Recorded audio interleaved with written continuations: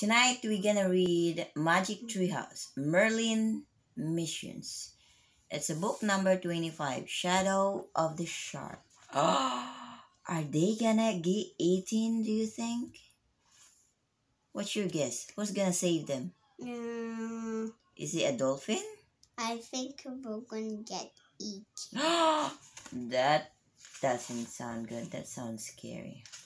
All right.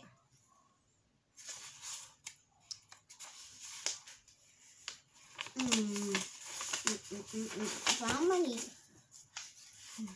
One summer day in Frog Creek, Pennsylvania, a mysterious treehouse appeared in the woods. It was filled with books. A boy named Jack and his sister, Annie, found the treehouse and soon discovered that it was magic. They could go to any time and place in history just by pointing to a picture in one of the books. While they were gone, no time at all passed back in Frog Creek. Jack and Annie eventually found out that the treehouse belonged to Morgan Le Fay, a magical librarian from the legendary realm of Camelot. They have since traveled on many adventures in the magic treehouse and completed many missions for both Morgan Le Fay and her friend Merlin the magician. Tiddy and Kathleen, two young enchanters from Camelot, have sometimes helped Jack and Annie in both big and small ways. Now Jack and Annie will use the magic treehouse to go on a new kind of mission. So in this book, the mission is Merlin Missions. Alright, we're on chapter 1. I can't see. Chapter 1, Dream Vacation. Did you see anything amazing? Annie asked Jack. They were standing on the warm, sunny shore of Frog Creek Lake, packing up their new swimming gear, flippers, masks, snorkels, and red life vests. Not really, said Jack. Weeds and rocks. Same here, said Annie. How was your new mask? Cool, said Jack as he put his glasses back on. It didn't leak or fog up at all. Great, said Annie, pulling a tonic over her bathing suit. Jack and Annie stepped into their flip-flops. Jack picked up the waterproof swim bag with all their gear, and they headed to the bike rack. I'd love to snorkel around the coral reef someday, he said. Me too, said Annie. Jack strapped the bulky bag to the rack over his back wheel. He and Annie pulled on their helmets and pedaled out of the lake parking lot. Remember when Randy and Ginny snorkeled around a coral reef last spring? Jack said. All right, they went to a place called Cozumel with their parents, Annie said. They did all kinds of cool stuff. Hey, should we call them? They said they'd be back from their aunt's house by 2. Sure, said Jack. Hold on, stop, said Annie. Jack and Annie pulled their bikes over to the side of the quiet road. Annie reached into her handlebar bag and took out the old cell phone their dad had given them when he had gotten a newer model. Hey, we have a text from Randy. She read the message. Darn, he says they're not coming back until tomorrow. That's okay. Let's just go home then, said Jack. He started pedaling again and turned at the corner. He started up their street, heading for their house. Jack, stop! Annie called from behind him. Jack stopped his bike and looked back. Annie was speeding after him. What's wrong? He called. She screeched to a halt. We have a message from Teddy, she cried, waving a yellow piece of paper. When I put the phone away, I noticed this in my handlebar bag. How did it get there? Said Jack. I don't know, said Annie. Teddy must have put it there when we were snorkeling, or maybe when my bike was in our yard, or parked at the library, or maybe... Okay, just read it to me, said Jack. There's Jack and Annie. Annie read breathlessly.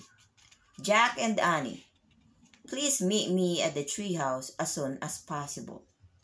Teddy. Let's go, said Jack. Annie put the message back in the bag, and she and Jack speed up the street. When they reached the edge of the Frog Creek woods, they turned and rode their bikes between the trees, bouncing over roots, pine needles, and leaves. Teddy hasn't come to Frog Creek in a long time, said Annie. I know, said Jack. I hope nothing's wrong back in Camelot, said Annie. I hope Morgan and Merlin are all right. Yeah, and Kathleen, said Jack.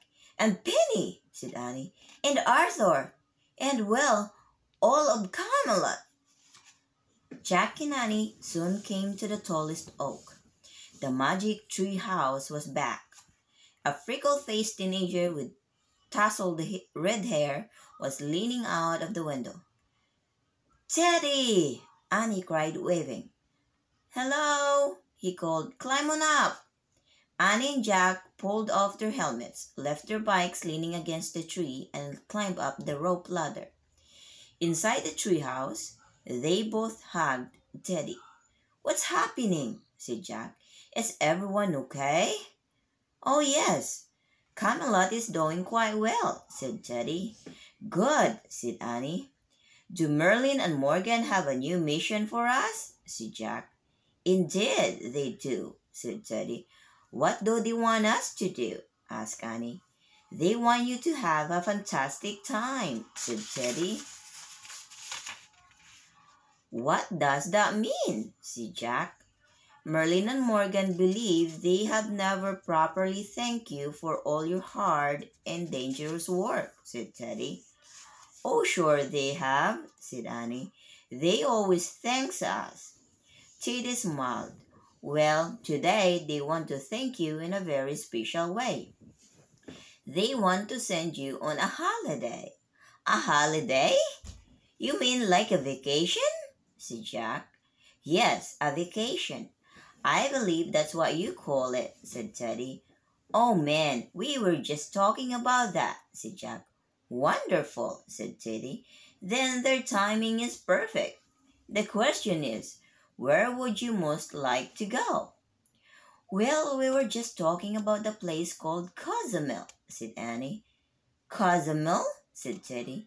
I do not believe I have heard of that land. It's an island in the Caribbean Sea, next to the Yucatan Peninsula, said Jack. It's part of Mexico. We want to go there because it's a great place for snorkeling, said Annie. Snorkeling? Said Teddy, wrinkling his nose. What is that? Jack laughed. You swim in a lake or ocean and look underwater through a mask. And breathe through a plastic tube, said Annie. Our lake isn't great for snorkeling, said Jack. But our friends Randy and Jenny went to a beach in Cozumel last spring, and they said the snorkeling was incredible. Ah, I see. Then Cozumel is where you shall go, said Teddy. He reached into his cloak and pulled out a wand. He waved it in a circle over the treehouse floor, whispering words that Jack couldn't understand. Except for Cozumel. Slowly, magically, a small paperback book took shape on the floor. Teddy picked up the book. Your travel guide, he said proudly. Cozumel and the Yucatan Peninsula. That's where they're going on their vacation, in the Cozumel and the Yucatan Peninsula. He showed the book to Jack and Danny. The cover was a collage of several small paintings and photos. One showed a large, fancy hotel, another showed a stone pyramid, and a third showed a person snorkeling. Teddy turned the book over and read from the back cover. Visit Cozumel in the Yucatan Peninsula. Stay up in a luxury spa hotel.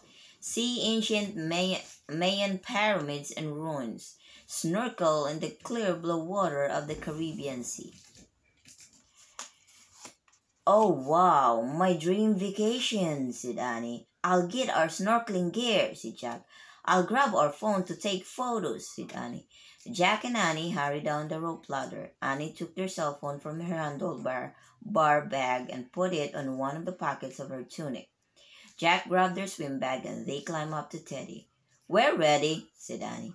Teddy handed her the travel book. Take this to guide you, he said, and take this too. He reached into his cloak and pulled out a green velvet coin purse. He handed the purse to Jack. Jack opened the purse and took out 3 golden coins. What are these? We want you to have as much fun as possible on your holiday, said Teddy. Each of these coins contains a bit of magic. Throw one into the air, make a wish, and your wish shall come true. Seriously? That's great, said Annie. Yes, said Teddy. You may wish for anything. The only requirement is that the magic be used to help you have fun. This is going to be a great trip, said Jack. He put the purse with the magic coins into his bag. To Cozumel now you must go, said Teddy. But wait, are you sure we don't have a mission of some kind, said Jack. They'd never been on a journey without an assignment from Morgan or Merlin. Yes, indeed, you do have a mission, said Teddy.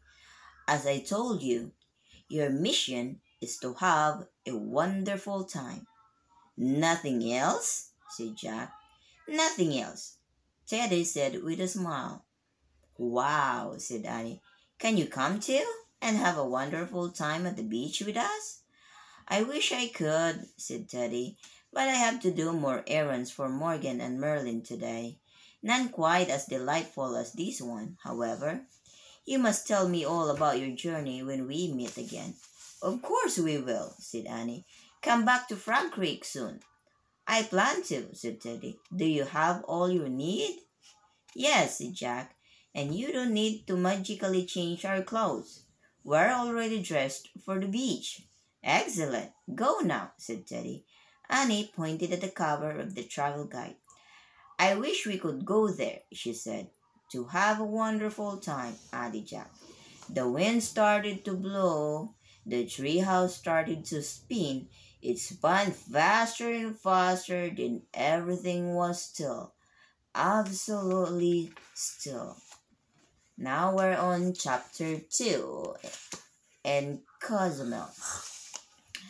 Afternoon sunlight flooded into the treehouse. Jack heard the sound of waves softly lapping the shore.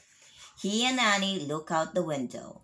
The treehouse had landed in a palm tree overlooking Snow White's hand and a turquoise blue sea. Near the beach was the stone pyramid pictured on the cover of the traveling guide. Cozumel, Jack said. Paradise, Annie said. Where is everyone? Said Jack, looking around. There were no other tourists, no swimmers, surfers, or sunbathers. There were no sightseers. There were no vehicles parked near the Mayan pyramid. I don't know, Annie said. I thought they'd be, luxury spa hotels and fast-food restaurants. It's weird, said Jack. Maybe it's just the perfect beach, said Annie, shrugging. Yeah, but Jack looked through the travel guide until he found a photo that seemed to match the deserted shoreline with the pyramid.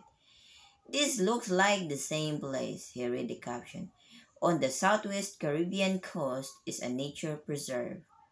Oh, cool. We landed in a nature preserve, said Annie. That's why it looks so natural. Right, said Jack. He read on. Dazzling coral reefs are just a short distance offshore. Beginning snorkelers can swim without losing sight of land. Yay, said Annie. We did come to the perfect place, a nature preserve with a coral reef.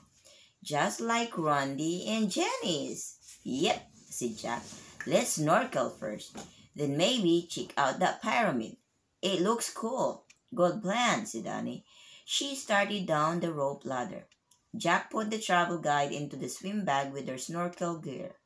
He hung the bag on his shoulder and followed Annie. He stepped off the ladder and stood with her in the shade of the tree. Oh man, said Jack, sighing.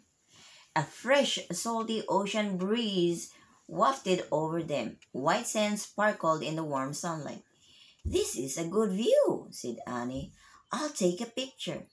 "No, even better, a video." She reached into the pocket of her tunic and pulled out their cell phone. Pointing the phone at the beach, she clicked the record button and spoke loudly. "Jack and I are in Cozumel at a beautiful beach and a nature preserve. And this—" "Hey, stop," said Jack. "What if Mom and Dad see that? You have to erase it." "Oh, you're right," said Annie. She laughed as she deleted the video. "No big deal. Mom and Dad, we just took a little detour to Mexico on our way home from the lake." She put the phone in Jack's bag. "Okay, no camera on this trip. Let's hit the water," said Jack. As they started across the beach, their flip-flops sank into the fine, sugary sand. Seagulls cawed overhead. "It's easier to go barefoot," said Annie. She and Jack stopped and put their flip-flops into Jack's bag. "Hey, what's that?" Annie pointed to a raft lying on the sand. "Whoa," said Jack. They hurried over to the raft. It was made of bamboo poles lashed together with leather strips. A paddle lay beside it. Jack looked around for its owner, but no one was in the sight. "Who left it here?" Can I get the water? Later. "It must belong to the nature preserve," said Annie. "I'll bet it's for tourists to use. Why else would it just be lying here? It's got a paddle and everything. Want to try it?" "What?" "Put it in the water," said Jack. "Yes," said Annie. "It'll be fun. Say yes." "No," Jack said. "Oh, Jack, please. We can paddle out to the reef. Look how calm the water is. It'll be super fun," said Annie. Jack started to say no again, but he stopped. It would actually be super fun, he thought. Well, if we take it, we have to stay close to the shore and keep a lookout for its owner, just in case. Okay, said Annie. "I'll row." She grabbed the paddle and Jack dragged the raft over the wet sand. He pushed it from the bubbling sea foam into the cold, clear water. "She floats," said Annie. Gentle waves lapped the sides of the raft. "Okay, you hop on first," said Jack. He put their bag on the raft and then held it steady while Annie climbed onto the bamboo poles. The raft kept floating. Good. Now me," said Jack as he climbed aboard. The raft dipped a bit lower in the water, but it easily held them both. "Yay! Now let's find the reef," said Annie. I'll take us there." As she began to paddle, the breeze helped push the raft over small ocean swells. "This is a great raft. I'll bet the ancient Mayans made them just like this," said Jack. "So who were the ancient Mayans exactly?" said Annie. "I don't know a lot about them," said Jack, but I know they had a huge civilization over 1,000 years ago. They built pyramids and designed a special calendar." "Well, they sure made good rafts," said Annie. As she pushed the paddle through the water, the raft moved farther out to the sea. "Oh no, look at them. They're far away from the island now." I see.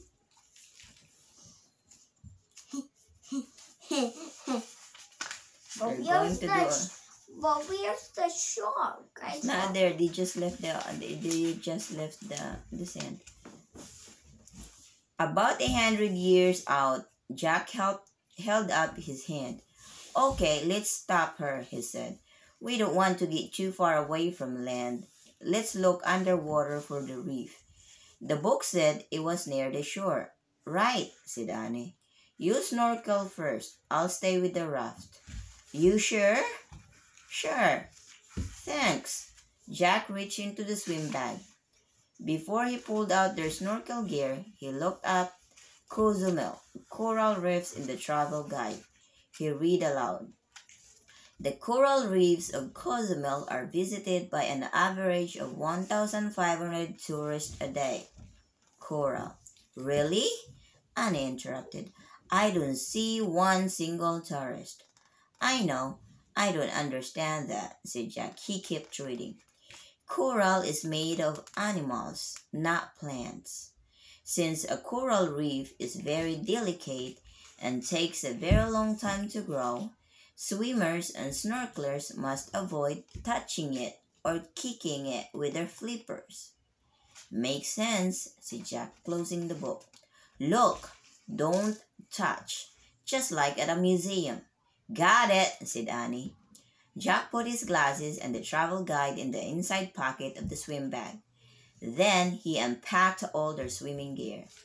While Annie held the raft steady with the paddle, Jack buckled on one of the life vests, squeezed his feet into flippers, and attached the snorkel to his face mask. Finally, he pulled on the mask, covering his eyes and nose, and adjusted the strap. He inhaled through his nose, causing the mask to create a vacuum, so water couldn't seep in. Balance me so the raft doesn't flip over, Jack said to Annie. Annie balanced the raft while Jack sat on the edge. As he slipped down into the sea, his life vest kept him from going under, bobbing in the water. He placed the end of the snorkel tube into his mouth. Have fun, Annie called. Jack waved to her. Then he started swimming, face down along the surface of the water, gently kicking his flippers. Looking through his mask, he saw only a few fish at first, but then he saw more, and more, and more. Suddenly, he couldn't believe his eyes.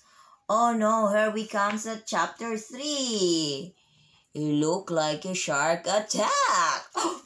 Okay, this is getting exciting. No, can I see? You said chapter 3. Well, why does the shark keep coming? It's like that every page. I don't know, because that's all this book about. The underwater coral reef was huge, and the world around it was teeming with life. Seaweed waved in the gentle current. Pink and orange coral branched out in all directions, and hundreds of fish, as colorful as jelly beans, swam among the plants and the lacy coral. Jack saw sleek, skinny fish, spiny fish, and flat fish. He saw fish that looked like butterflies, porcupines, and spindly stars. As he kept swimming and looking through his mask, Jack saw green turtles feeding on algae. There's Jack looking all the beautiful sea creatures in the coral reefs. He saw huge crabs, jellyfish, and even a stingray among the wavy grasses. But nothing Jack saw scared him, and none of the creatures seemed afraid of him either. With his mask and flippers, Jack figured he looked like just another strange sea animal. A yellow-striped fish darted directly up to his mask, looked him in the eyes, then darted off again. The yellow fish seems to warn Jack. Look. A school of tiny white fish swarmed over his body, tickling him like feathers. As he drifted around the reef, Jack saw... So he's trying to warn him, but he's not whistling? He doesn't know yet. But the fish seemed to tell him something. As he drifted around the reef, Jack saw orange starfish clustered over the coral ridges and tiny yellow seahorses bobbing near the coral branches. Annie would love those little horses, he thought. Annie! Jack had been having such a great time. He'd forgotten all about Annie. Treading water, he pulled the snorkel out of his mouth, lifted his mask, and looked around for her. The raft was far away. The offshore breeze had pushed it farther out to the sea. Jack waved and shouted, Annie! Annie waved back. She paddled toward him. Your turn, Jack said, gasping, when he reached the raft. How was it? Said Annie, pulling off her tunic. Unbelievable, said Jack, climbing aboard. You're going to love it. He put his glasses back on and pulled off his flippers. It's like a beautiful garden. Turtles, starfish, and look for the tiny yellow seahorses around the coral. I can't wait, said Annie, cramming her feet into her flippers. Here, she handed Jack the paddle. You have to paddle pretty hard. The wind's pushing the raft. I noticed. Mom, they think it's beautiful, but we're gonna get caught because we're warning them, but they don't know. Well, we'll find out. Just listen to the story. I can't wait, said Annie, cramming her feet into her flippers. Here! She handed Jack the paddle. You have to paddle pretty hard. The wind's pushing the raft. I noticed, said Jack. Swim toward the beach, and you'll see the reef. I'll paddle after you. Then we'll head back to shore. Good plan. Annie pulled on her mask and stuck the snorkel in her mouth. Jack balanced the raft as Annie sat on the edge. Have fun, said Jack. The raft rocked as Annie slid into the water. She started swimming back toward the reef. Jack tried to follow close behind her, but the current kept pushing the raft farther out to the sea. For a long time, he paddled hard just to stay in place. At one point, the current was so strong, the raft turned sideways. Jack struggled to turn it back toward the beach. When he got the raft under control again, he looked back toward the reef area. He couldn't see Annie. The waves had gotten higher. The sea seemed vast and not nearly as safe and friendly. Jack looked in every direction. Finally, he saw something farther out to sea.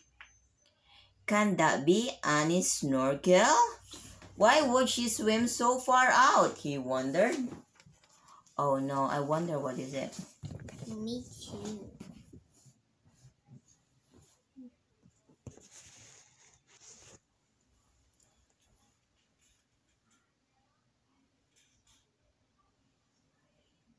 Jack, he turned around. Annie was bobbing on a wave not far from the raft. It is incredible, she shouted, holding up her mask. Totally incredible. Come on, get aboard, Jack yelled.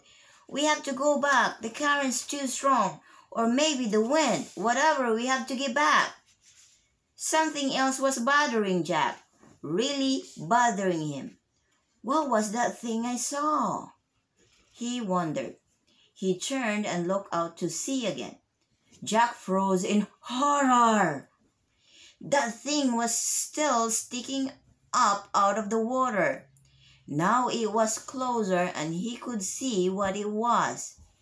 It was a fin, a large fin. The fin was slicing swiftly through the water. What do you think it is with a fin? Shark. Heading straight for them. Get on the raft, Jack screamed to Annie. Hurry! He began frantically paddling toward her, struggling against the current. When he looked over his shoulder, he saw the huge fin still zigzagging toward them. Hurry! Jack shrieked.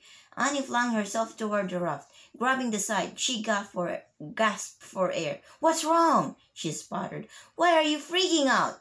Just get on board, he cried. Why? Don't ask. Get on or die, he yelled. Annie clambered aboard. What is it? She asked, pulling off her mask and snorkel. What did you see? Look behind us, Jack shouted. He was still struggling with the paddle, trying to point the raft toward shore. Ah, shark! Annie cried. Jack, a shark! I know, said Jack. Let's go, go, cried Annie. I'm trying, said Jack. He looked over his shoulder. The shark fin moved toward them. Then it started to circle the raft. Sharks circled their prey before they attack. Jack remembered. Using all his strength, he tried to turn the raft and head back to shore. But the wind and waves were too strong. Where is it? Cried Annie. Where did it go? With the waves rising, Jack couldn't see the shark fin either. Maybe it's gone, he said.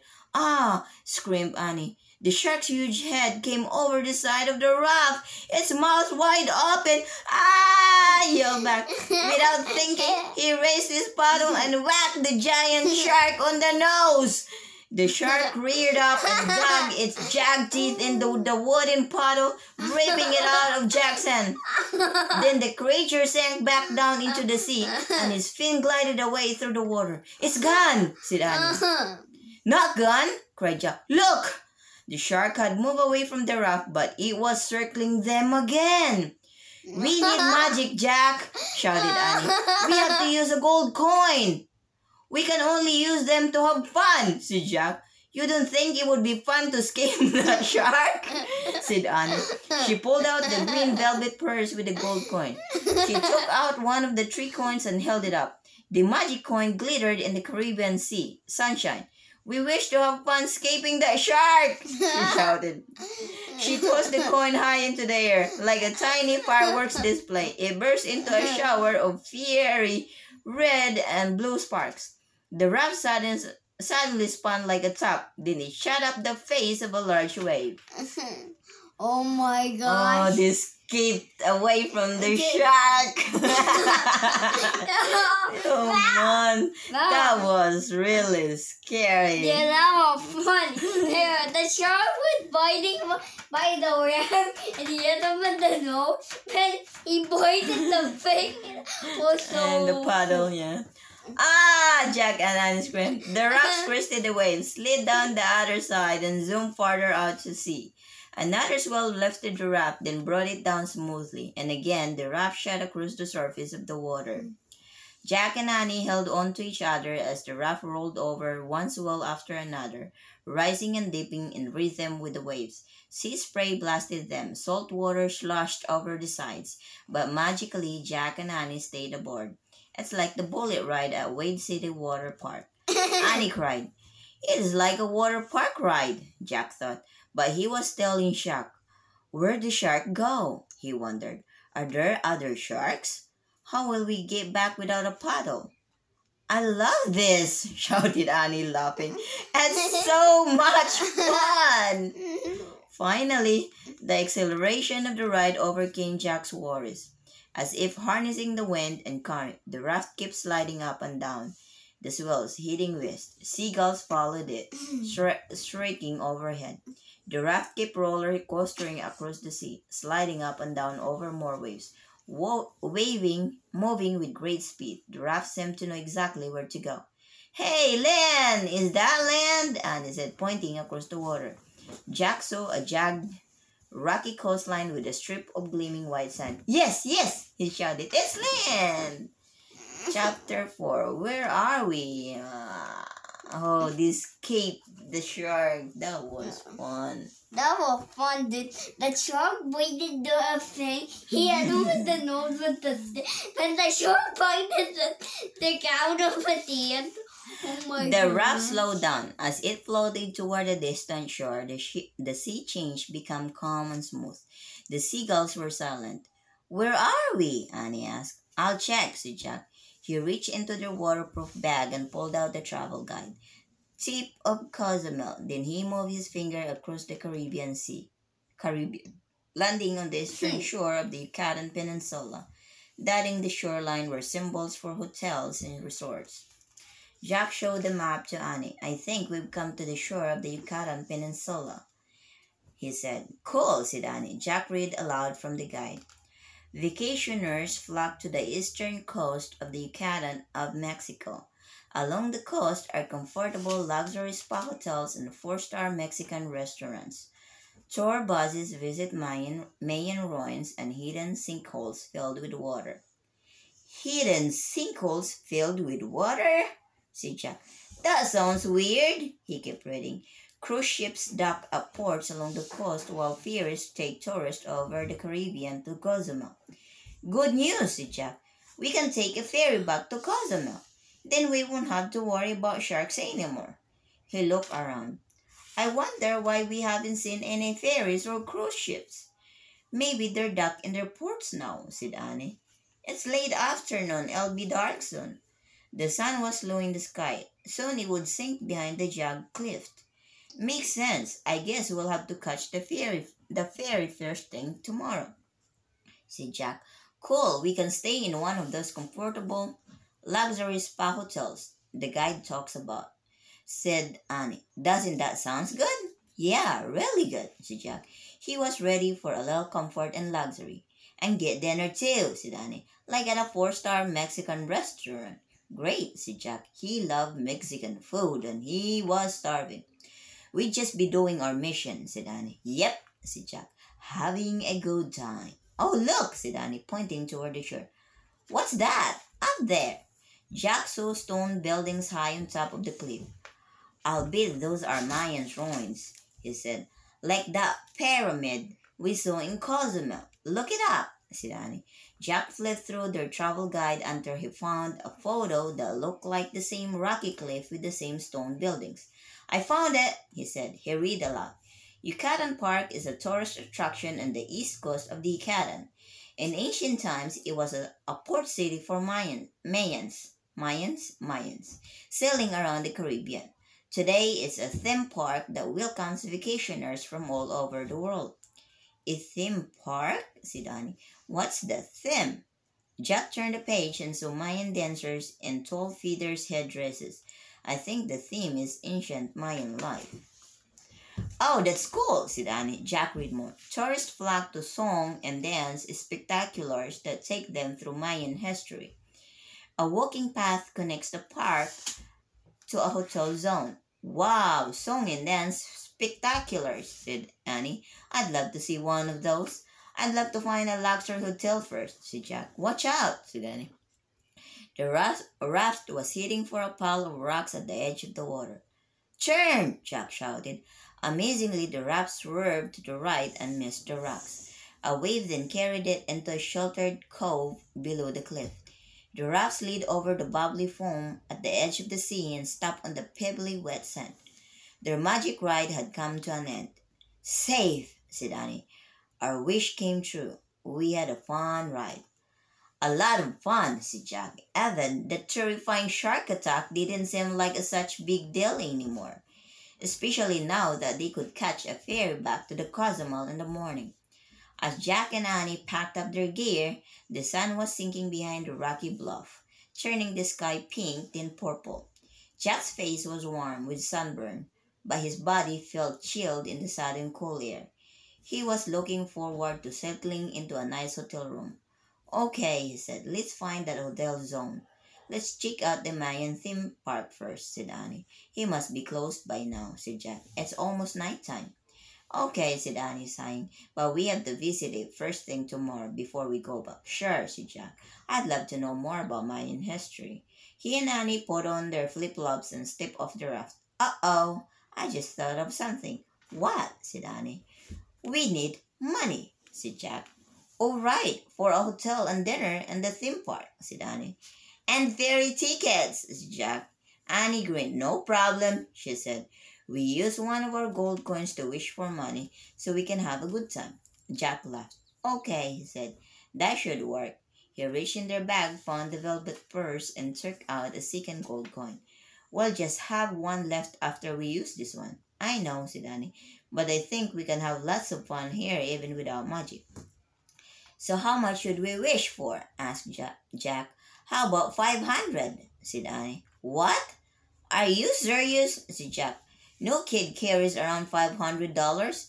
Well, then maybe we should wish for a credit card instead, said Annie. Yeah, and how do you expect Morgan to pay a credit card bill? Said Jack. Okay, back to the $500. We need enough for the luxury spa hotel, a 4-star dinner, breakfast, and tickets for the theme park and ferry. Okay, said Jack. 500. I still think it's too much. He held up the coin. Get ready for dollar bills to rain down on us. Ready? Said Annie. She held out both hands. We wish for $500 to have a good time, said Jack. He tossed the gold coin into the air. Again, like tiny firework, it burst into a shower of fairy red and blue sparks. When the sparks cleared, nothing rained down from the air. Oh no, said Jack. It didn't work. Why didn't it work? Yes, it did. Look, said Annie. Sitting in the middle of the raft was a neat stack of crisp green bills. She picked them up and counted. Hooray! We have 10 $50 bills. Great, said Jack. We can probably change them into Mexican money pesos when we get to the hotel. No problem, said Annie. Give me the purse. We'll put the money in with our last gold coin. Jack handed Annie the purse and she stuffed the wad of bills inside. Before we go, we should pull the raft higher up on the sand so it doesn't wash out to sea, said Jack. Maybe someone else can use it if they can find a paddle. Jack and Annie leaned over and gripped the raft. Heave-ho, said Annie, and together they pulled it higher up on the beach.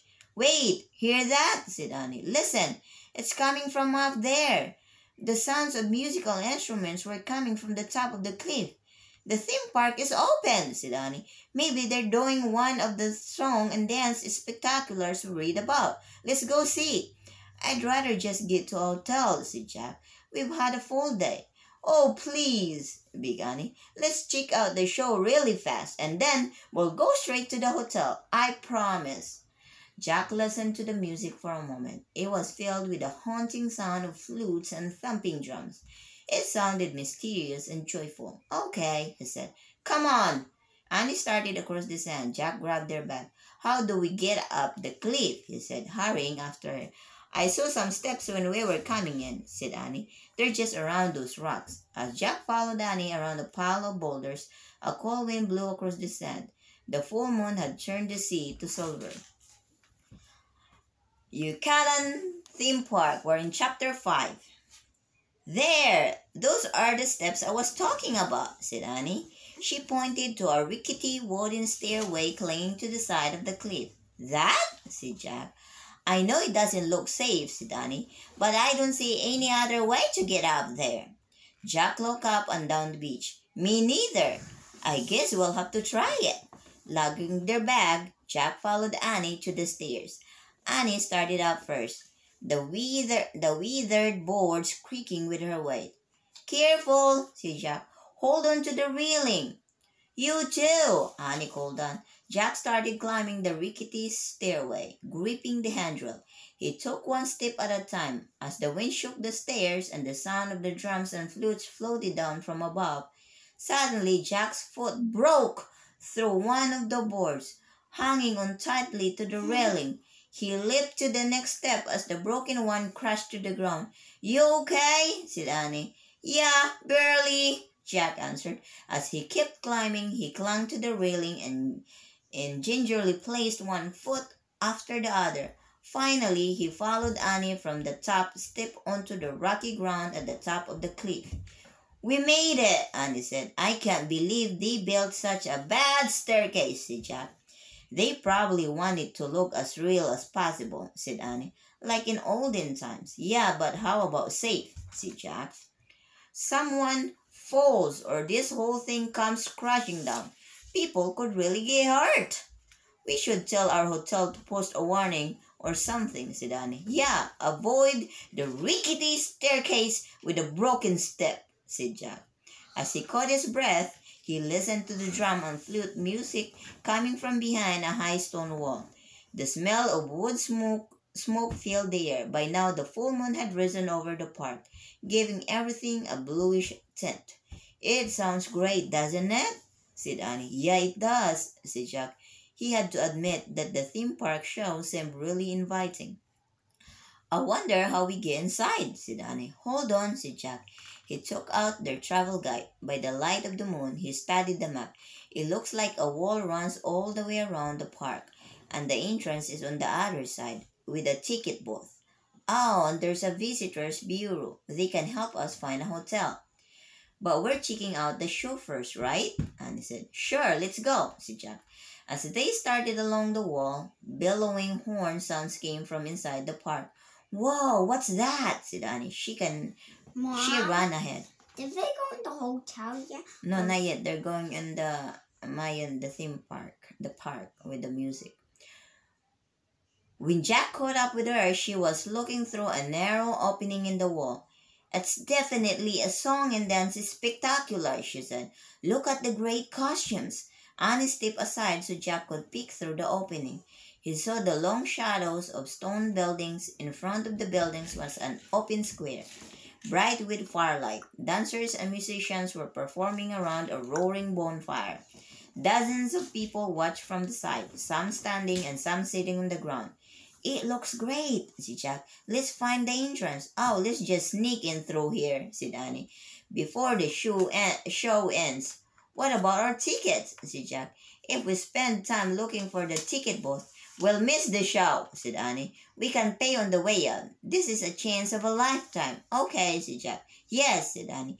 She turned sideways and slid through the narrow opening. See?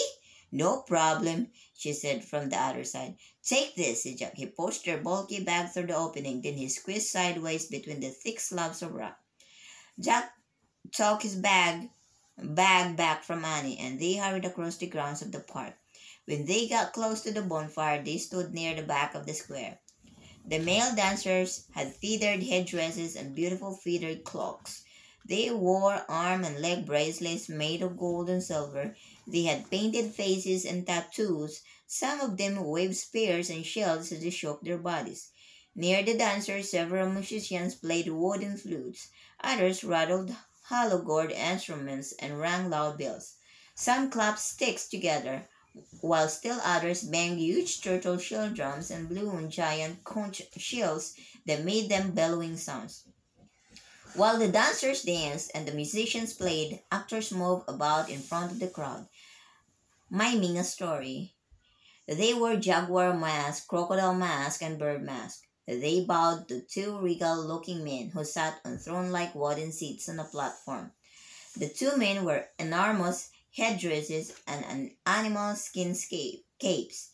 Behind them stood a row of feathered warriors. Albeit those two guys are supposed to be the ancient Mayan kings, whispered Annie, and the ones behind them must be their bodyguards. This is spectacular. Jack had to agree, even though none of it made sense to him. He looked around at the crowd watching the show. He noticed that the women and girls wore colorful dresses and large pieces of jewelry. The men and boys wore loincloths or feathered robes. Many men wore headdresses.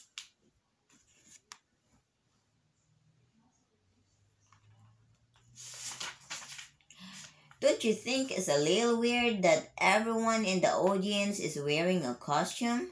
Jack whispered. I love it, said Annie.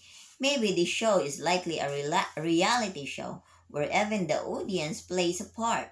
I'll bet when you buy a ticket, you get a costume. I'll find out. She stepped over to some young boys in feathered robes who were watching the dancers. Excuse me, she said. A couple of boys turned around and looked at her. They jumped back as if frightened. Before Annie could ask about their costumes, one of them darted to a woman, grabbed her hand, and pointed to Annie. The woman cried out in alarm. Whoa! What's that about? Said Jack. I think they're just acting, Annie said. More and more people were turning to look at Jack and Annie. Some whispered and pointed. All had expressions of fear and wonder. I don't think these people are acting, said Jack. Really? Said Annie. Yeah, this feels really weird. The music stopped. The musicians put down their instruments and stared with the rest of the crowd. Several men with spears started toward Jack and Annie. Oh no, it's not the shark. They're in danger again, but not with the shark. With the Mayans. The real Mayans with the spears in their hand. What, the guys that are fighting in the show? And the Mayans, yeah. In the history. Wait, said Annie. It's part of the show. Don't you want to play a role in it? No, let's go, said Jack. He grabbed Annie's hand and pulled her along, heading back the way they'd come. As he hurried toward the wall, he heard shouting behind him. When they reached the narrow opening, Jack looked over his shoulder. The feathered men with spears were coming right at them. A few curious children were following the spear carriers. Jack frantically tried to push the bag through the opening ahead of him, but it got stuck. He shoved as hard as he could, but the bag didn't budge. Don't you want to find out what's going on? Said Annie. No, I just want to get away from this crazy show, said Jack. I don't want to perform in it. Too late, said Annie. Jack looked back. The feathered warriors had nearly reached them. Jack pulled hard on the bag, yanking with such force that he fell backward, and the bag landed on top of him. A moment later, spear carriers were standing over him. Several surrounded Annie too. Hi, said Annie. This is all part of the song and dance spectacular, right? None of the men answered. We didn't know where to get tickets, she said. We thought maybe we could pay on the way out. Again, no one answered. Instead, the spear carriers turned to one another and spoke in frantic whispers. Who are they? What are they? Where do they come from? A girl about Annie's age stepped forward. Like Annie, she had long thick braids and bangs, but her hair was shiny black. The girl stared at Annie curiously and then smiled a big smile. Why did they stop the show? Annie asked the girl. What's going on? The girl kept staring at Annie. Who are you? She asked. Before Annie could answer, a woman rushed forward, grabbed the girl, and pulled her away. One of the warriors pointed his spear at Jack. Come, he said, to the House of Columns. Actually, we'd rather go to the hotel zone, Jack said. The man stared at him. But whatever's closest to Jack, we're not picky. The warrior gently prodded Jack with the tip of his spear. Go, he said. Without another word, Jack and Annie began marching across the grounds. If this is all part of the show, Jack thought, these guys are taking it way too seriously. Followed by the spear carriers, Jack and Annie walked through the blue moonlight until they came to a stone building with columns. The head warrior ushered them up uneven steps, opened a heavy wooden door, and motioned for them to enter. Wait for the king, the warrior said. The cold, empty room had only a single window, which lit in a shaft of moonlight. The warrior closed the heavy door, leaving Jack and Annie alone in the House of Columns. Chapter 6 Heart of the Wind. Well, I wouldn't exactly call this a luxury hotel, said Annie. She shivered. A damp wind was blowing through the open window. Jack was too stunned to speak. He reached into the swim bag and pulled out the travel guide. He walked to the window and studied the cover by moonlight. Oh, he whispered, and then pointed to one of the small paintings. I think I get it now. Get what? Said Annie. Jack looked at her. This isn't a theme park. I was starting to think that too, said Annie. But what is it? It's real, said Jack. Real? It means they're in the Mayan civilization, the old Mayan civilization from 1,000 years ago. What do you mean real? I think we've accidentally come to the actual time of ancient Mayans, said Jack. Like when? Said Annie. Like maybe over 1,000 years ago, when they wore feathers and fought with spears. But how is that possible? Said Annie. Tiddy sent us to Cozumel now, in our time. That's what he was supposed to do, said Jack. But maybe when you pointed at the cover of the book, you pointed at the painting of the ancient pyramid the way it looked, like over 1,000 years ago. Tiddy must not have known the pyramid painting would send us back to Cozumel then instead of now. Oh wow, you mean all this time we've been an ancient world? Said Annie. Yep, we didn't land in a modern nature preserve, said Jack. Oh, said Annie, that's why we didn't see any tourists or ferries or cruise ships, said Jack. Right, said Annie, nodding. She looked back at the cover of the guide. Too bad I didn't point to the luxury hotel. No kidding, said Jack. These guys had probably never seen people like us before, said Annie. Probably, said Jack. Definitely. We're from the future, more than 1,000 years in the future. What should we do? Said Annie. There's only one thing to do. We have to get out of here and back to the treehouse, said Jack. Before the king comes. Can we escape through the window? Annie walked over and looked out the open window. Darn! Guards are patrolling the building. So we can't get out that way, said Jack. Oh, I know what we can do, said Annie. We can use our last gold coin to help us. Of course, perfect, said Jack. He grabbed their swim bag. Yes, yes, yes. We'll make a wish to escape all the way back to the treehouse with no warriors capturing us or sharks attacking us. I think that would qualify as fun. Let's make a wish to fly from this window across the sea, said Annie. That would be so fun. No kidding, said Jack. He knelt on the floor and dug inside a bag for the velvet coin purse. Where is it? Oh no, they lost the coin. He pulled everything out, flippers, life vests, snorkelers, and face masks. Where is it? What's that coin purse? Where's that coin purse? Jack turned the bag upside down and shook it. He and Annie shook the flippers and life vest too, but no small green velvet purse fell out. It's not here, said Jack. Did you put it back in here? Annie looked confused. Did I? That's what I'm asking, said Jack. Did you? I don't know, said Annie. I remember I put the $500 in the purse, and then we pushed the raft, and then we heard the music, and... So, when did you put the purse back in the bag? Asked Jack. I don't know, said Annie. Maybe I didn't. Maybe I put it down on the sand to push the raft. Oh no, they're in serious danger. Oh my God, what are they gonna do now? I don't know, said Annie. Maybe I didn't. Maybe I put it down the sand to push the raft. Seriously? Said Jack. That's what I sort of remember now that I think about it, whispered Annie. Oh no, I lost all our money and the magic coin. I'm so sorry. It's okay, said Jack. I'll be okay. We just need to get out of here and climb back down to the beach before the king comes. And find our coin purse, said Annie. Right, said Jack. He took a deep breath. Okay, one thing at a time. First, let's... Before he could say more, the door swung open.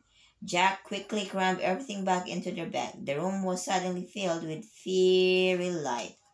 Warriors with burning torches entered the room. Several women followed the warriors. The women had large jade ornaments in their ears and wore dresses woven with red, yellow, and purple threads. They placed flowers on the floor along with bowls filled with corn, beans, chili peppers, and pineapple slices. Two men then stepped into the room, the same two who had sat on the thrones. They must be kings, Jack thought. But why are there two of them? The two kings wore feather headdresses that were at least 3 feet high. Around their shoulders were jaguar skins. Their arms were covered with bracelets. The older-looking one had long white hair. A girl with black braids stood beside him. The same girl who had spoken to Annie near the wall. Everyone stared at Jack and Annie. Hi, said Annie. We come in peace, said Jack. The younger of the two kings stepped forward. Who are you? The man asked. Jack and Annie of Frog Creek, Pennsylvania, said Annie. How did you get here? The king asked. By raft, said Jack. From Cozumel? By raft from Cozumel. The older king picked up the travel guide from the floor. What is this? Oh no, said Jack. He had forgotten to put their book bag in the bag. The king turned the book upside down and sideways. He stared at the back and the front. It's a travel guide, Annie said helpfully. A travel guide, the older man repeated. His face was lined with wrinkles and his eyes were bright and alert. He opened the book and stared at a page, pointing to a photo of a plane landing at the Cozumel airport. He looked puzzled. That's a plane, said Jack. It flies, said Annie. She moved her hand through the air like a bird. The older king looked at the younger king and shrugged. He ruffled the pages and the book fell open to a photo of a cruise ship.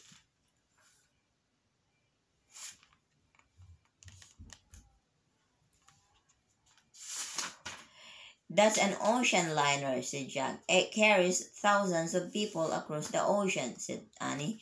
The king turned to more photos. One showed a water skier, and another showed an underwater tourist boat. Speedboat, said Annie. Submarine. The king turned the page and stared at a photo of skyscraper hotels. On the opposite page was a photo of guest room with a girl working on a computer and a boy watching a football game on TV. Neither Annie nor Jack tried to explain. As the king turned more pages in the book, Jack glanced around the room. He caught the gaze of the young girl. She was the only person smiling. Finally, the old king closed the book and looked at Jack and Annie for a long time. He handed the book to Jack. Then he turned and nodded to the younger ruler. The two kings and the girl walked out the door back into the night. The women followed and then the warriors. One of the warriors left his flaming torch in a stone's scones. Then he closed the door, leaving Jack and Annie alone again in the dimly lit room. I wonder what they were thinking, said Annie. Are we their prisoners or their guests? I don't know, said Jack, shaking his head. This dream vacation had turned into a nightmare. Should we eat the food? Asked Annie. I'm not hungry anymore, said Jack. Me neither, said Annie. I just thought it might be polite. I guess we'd better learn more about ancient Mayans, Jack said. He opened the guide and found a section titled Mayans. By the light of the torch, he read aloud. Today, many Mayans live in Mexico and other parts of Central America. Long ago, before Columbus discovered the New World, Mayans had their own civilization. They created their own calendar and a special form of picture writing. They were skilled farmers, astronomers, and architects. Before Jack could read more, the door opened again. The girl with the bangs and shiny black braids slipped into the room. She closed the door and smiled at Jack and Annie. Hi, said Annie. What's your name? Heart of the Wind, said the girl. What's a beautiful name, said Annie. Thank you, said Heart of the Wind. My father meets with his council now. Who's your father? Asked Annie. My father is the great sun, said the girl.